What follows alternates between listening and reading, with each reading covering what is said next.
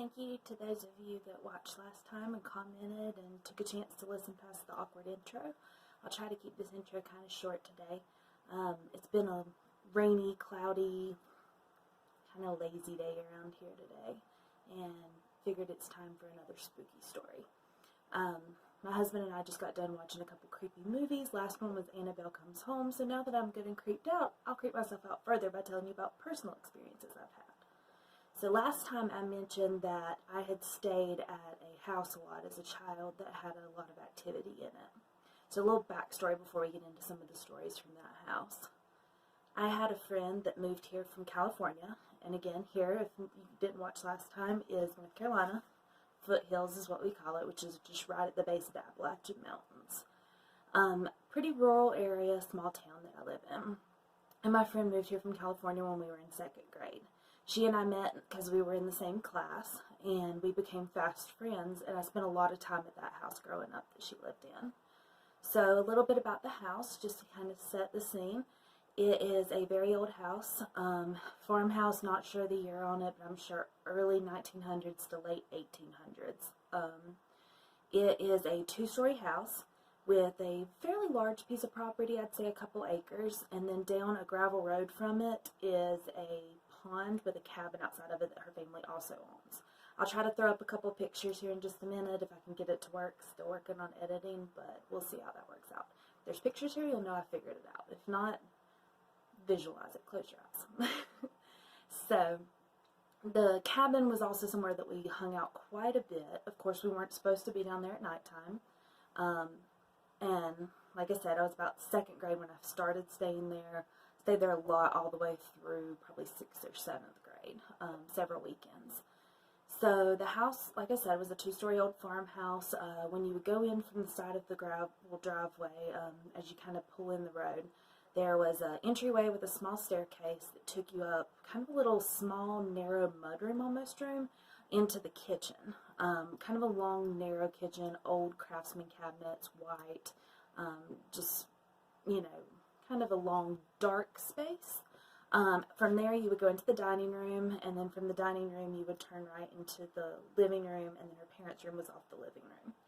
Then there was a staircase that went upstairs, and upstairs was where my friend and her sister's rooms were. So you would go up the stairs, which had creepy porcelain dolls all the way around the top, added to the creepy feeling. And there was also those old family photos, you know, the ones that the eyes watch you wherever you go. I believe it was some of her family members. If not, her parents just liked the really creepy photos and hung them up. But they were on the staircase also, so they always were kind of watching you. So that's eerie enough as is, as if the house wasn't haunted. It would already be creepy, especially to a kid. If you see the camera shaking, it's because my cat, one of the 4, is down here bugging me. I live in a zoo, so yeah, they'll probably be popping in from time to time.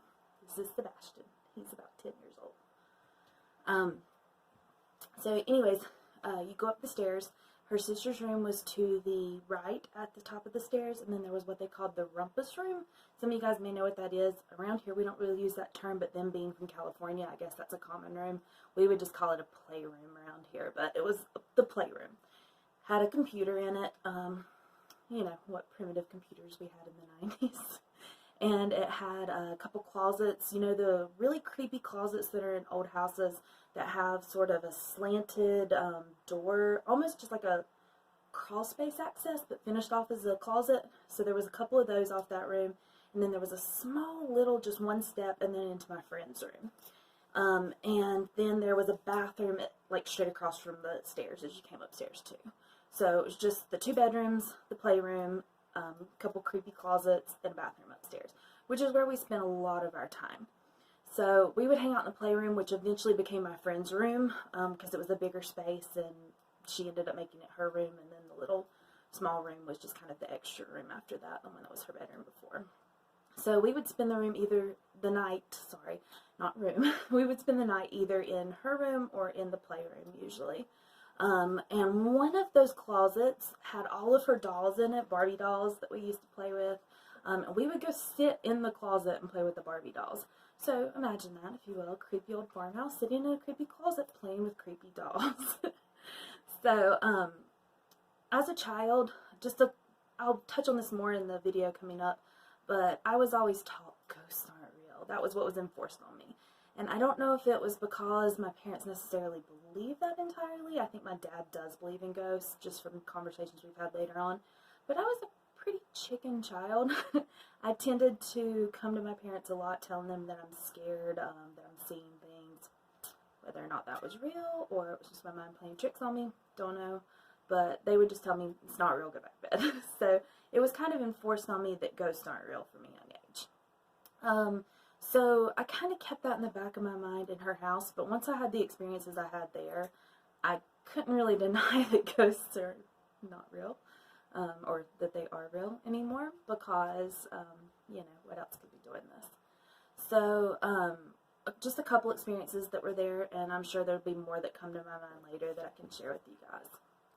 So, sorry, cats are making crazy noises. So, one big experience that I had was a night that we spent the night there. And I'll tell you a few things that she shared with me after this experience that just creeped me out further. But it was in the summertime, the air conditioner wasn't working, so as you can imagine, the top of an old farmhouse would be awful hot. So we slept downstairs on the couches in the living room that night. And where the living room was, like I said, there's a dining room and then you kind of turn into the kitchen. So all night long, we were hearing things in the kitchen. Sounds like slamming, bangs, doors slamming. If anyone was to be going in that kitchen out of her family, we would have known, because they would have had to come through where we were to get to the kitchen. Because like I said, that's where you enter the house, at least the main entrance that they used. So there was no one in there, and it was noises that animals couldn't make. So all night long, footsteps on the stairs when no one's there. Her sister wasn't even there that weekend. She was spending the night with another friend. And I don't think her dad was there either. I think he was gone somewhere on a trip. Her parents split up later, so I'm not sure. They could have been separated at that time.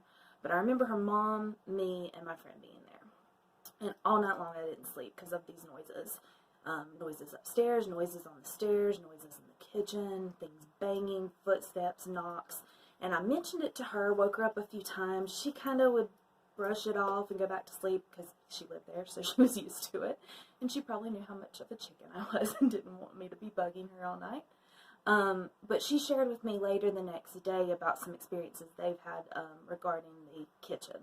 Some of them being that they would leave the room, come back in about a minute later when no one else had been in there, and all the cabinets either be open, or a few of them be open, or ones that were open be shut. Glasses that were way back on the back of the counter falling off on their own, shattering, when no one's around, no animals, nothing in the kitchen. So there was always eerie things going on. The other big experience I had in that house, or property technically, was down at the cabin. So we used to sneak out a lot, and we'd ride our bikes around the gravel road, ride down to the cabin during the day, you know, but at night we would sneak out and ride down there until after this experience, and then we didn't do that anymore. So when we were down there, we were always creeped out, especially if it was at night, but even during the day it was creepy. And like I said, if I threw up those pictures, and the thumbnail will have a picture of the cabin and the pond behind it.